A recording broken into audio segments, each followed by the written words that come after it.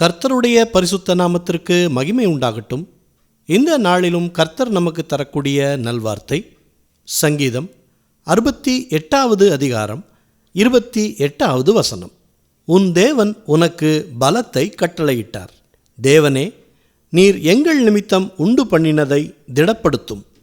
பிரியமானவர்களே, தேவன் நமக்கு பயமுள்ள ஆவியை கொடாமல் பலமும் அன்பும் தெளிந்த புத்தியும் உள்ள ஆவியையே கொடுத்திருக்கிறார்.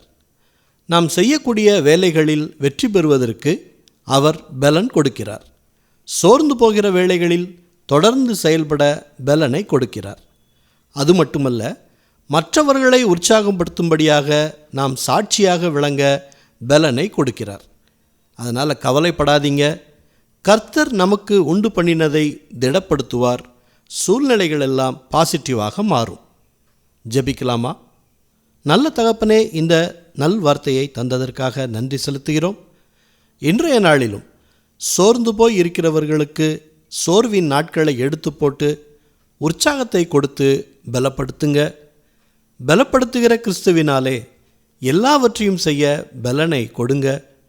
மனதில் இருக்கும் குழப்பங்கள் எல்லாம் நீங்கட்டும். வியாதியின் நிமித்தம் பலன் இல்லாமல் இருக்கும் மக்களுக்காக ஜெபிக்கிறோம். நல்ல சுகத்தை கொடுத்து பலப்படுத்துங்க. எல்லா துதி கனம் மகிமை எல்லாவற்றையும் உமக்கே செலுத்துகிறோம். இயேசு கிறிஸ்துவின் நாமத்தில் ஜெபிக்கிறோம் பிதாவே. ஆமேன், ஆமேன். இந்த நல்வார்த்தையை மற்றவர்களுக்கும் பகிருங்கள். மற்றவர்களுக்கும் கர்த்தருடைய ஆசீர்வாதம் கிடைக்கட்டும்.